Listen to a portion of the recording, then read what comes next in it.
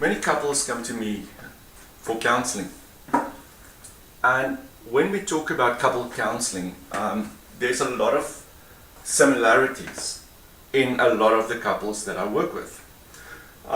Most couples will come with the first thing that they'll put on the table will be communication. We don't communicate. He doesn't talk to me. He doesn't tell me what he feels or what his emotions are. Or sometimes it will happen the other way, that the guy will come and say that my wife doesn't tell me what she's experiencing or how she feels. So we normally go through a whole process of talking about communication and how communication in a marriage or in a relationship works, and what can be good for us and what can be bad for us. Ways, and we work on various skills, various things that can really help us communicate. But as I went on this journey with couples, I actually came and I discovered one really important thing is the 5 love languages. A guy named Gary Chapman wrote this book. It's called The 5 Love Languages, and any real good bookshop can help you with this book. I got my copy from Quran Books. So go on Quran online and order it from there. It's really worth having a look at the 5 love languages, because a lot of times we find that a lot of the communication issues within a couple, or the issues or the struggles that a couple has, is because they can't understand or read or don't know what the other person's love language is. So this is just a quick run through of the various love languages. So the first love language that Gary talks about is words of affirmation. Words of affirmation, and this is one that especially women are very strong at. That's a love language that they would love to get words of affirmation. They would love to, when you see your partner say nice things, say loving things, say caring things, say things like, you look nice today, or thank you for this great meal, or just thank you for whatever. Just words of affirmation, just words that you say on a regular basis, and make sure that they are really genuine words. They're not just practice words, or I'm saying it because I have to say it, or this is now what I've got to do. They've got to be words that's really words that mean stuff. Because your partner will know if they're not really from the heart. So make sure that your words of affirmation are really genuine words. And some people will say to me, but that's not me. I can't do this. Well, start doing it. Because that is what your partner wants. That is how your partner measures your love. Words of affirmation, kind words, kindness. So if this is you, read Gary's book and read also how you can have words of affirmation, or how you can make sure words of affirmation is part of your everyday way of dealing with people. Words of affirmation are not just for your relationship. You can also have words of affirmation for relationships in general, for friendships, for work. Work on your words of affirmation. The second one that Gary Chapman talks about is quality time. Quality time. When I work with couples, sometimes I ask them, when was the last time you went out together? Not go out with the children, not go out with friends or family, but go out together as a couple. Sometimes I get a response where people will say, but we went out the other day, we went to the movies, which is great. Going to the movies is awesome, it's time together, but the problem with going to the movies is that when we go to a movie, we don't talk. We're just sitting there and we're watching the screen, or sitting at home and watching the DVD. That's not really quality time. That's being together, that's spending time together, that's true, but it's not quality time. Quality time is one-on-one time. A great couple I know talk about knee time. Time when they sit opposite each other and their knees touch. Sitting at a table and just having a drink together. Sitting by a table and having a coffee together, or eating an ice cream, or going for dinner. It doesn't even need to be expensive. Quality time is time when we actually talk to each other. That's quality time. Then we also get the third love language. So the first love language we talked about is words of affirmation. The second love language is quality time. And sometimes your partner is someone whose love language is they really want quality time. If you spend quality time with them, they'll really know that you love them. Yes, but I give her gifts. Yes, but I do this. Sometimes that's great, but their love language is quality time. I need you. I need you in the relationship. I don't need your gifts. I need you. And if that's you or that's your partner, start working on that. Start identifying. Start saying, hey, I know that's what my partner wants. Some people's love language is receiving gifts. And receiving gifts doesn't mean really expensive gifts. Receiving gifts can be that little card in a lunchbox. Receiving gifts can be a little teddy bear, can be a little packet of lollies, can be that chocolate. I know of a couple who the wife writes love letters or little love notes on his lunch when it's fruit. She'll write stuff on the fruit. I love you. Thanks for being a great dad.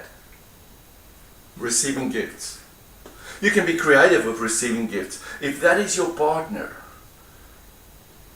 receiving gifts can also be just a flower.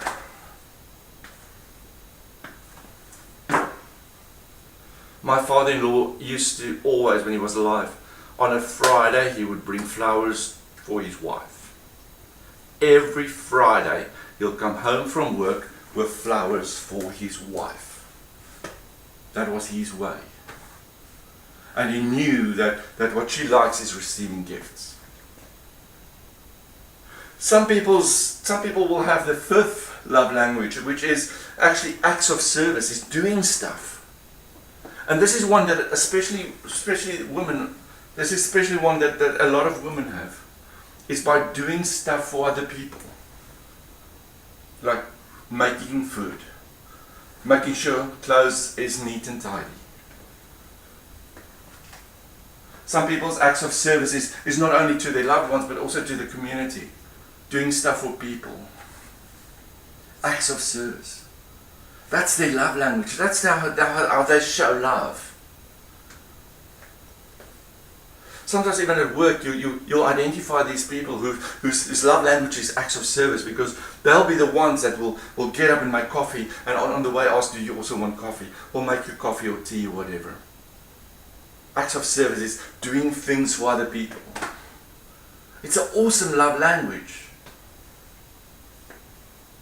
What's your love language? Up to now we talked about words of affirmation.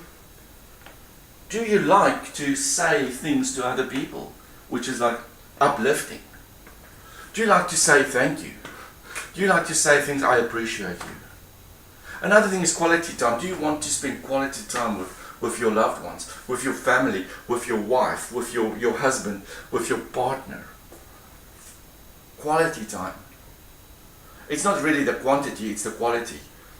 Family time doesn't mean that everyone's in their own room on their own computer. Family time is we together as a family, and normally family time will be we'll watch a movie together, or we'll do stuff together, or have that great old, which a lot of people actually start to ignore, is game nights. Getting out that old game. Monopoly is still a great game. Receiving gifts. Some people, your act of service is to give people gifts. Give them stuff. Give them stuff. And I'm talking about small things like giving people a cake or muffins, or there are people that always bring things to work. That's the act of the gift. They like to see people receive gifts. That is their love language. But you also get people whose love language is receiving gifts, and it's not. That's how they know you love them. That's how they are. And if that's your partner is, if your partner's love language is receiving gifts, make sure that from time to time you actually give them stuff. Give them gifts.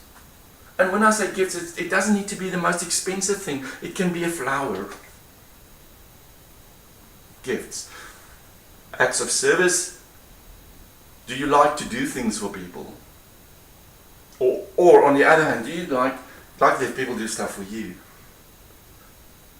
If you're one of those people that really appreciate it if people do things for you, that's also okay. Because that's the love language for you. That's how you know people love you. If they do little things for you, and little things, I mean just little things like, can I make you a cup of coffee? Can I wash your car? Or if you see someone struggle, to actually reach out and help them. Or driving, and you see someone with a flat tire next to the road, stop and help them. Acts of service. Then the fifth one is physical touch. And physical touch is like, it's not only on the sexual side. Physical touch is also just touching, just feeling someone, getting a hug, just knowing someone's there, or being touched by someone. If physical touch is your love language, but where you touch other people, just be careful, because not everyone likes to be touched. But if your love language is, if let's say your spouse's love language is physical touch, and you know that, make sure that you actually touch your spouse or your loved one or your partner, giving them hugs, maybe just holding their hand.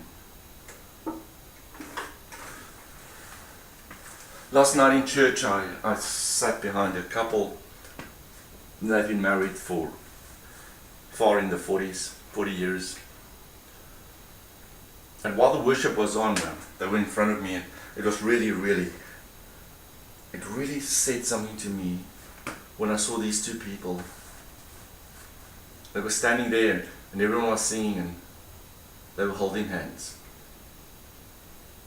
And I thought to myself, what a way to be an old couple in your retirement years, in your late years, and still stand in church and hold hands.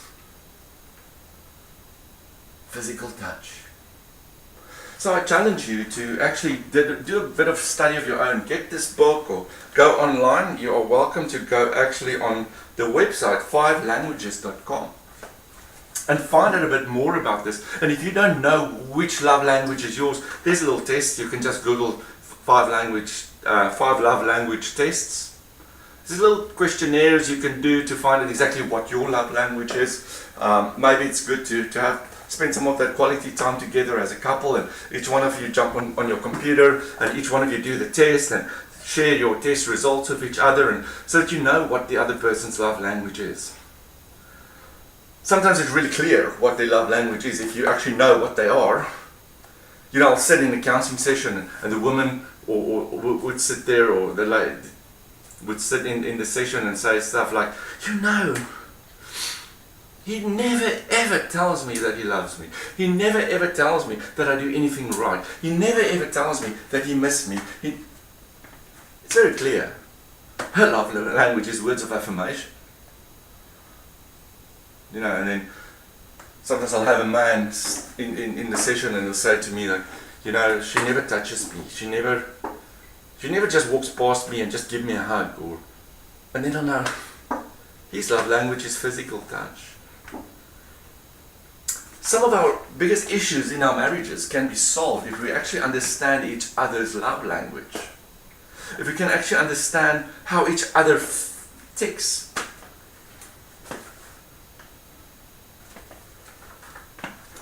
Stephen Covey wrote in his book the habits of effective people, the 5 habits of effective people. 7 habits of effective people.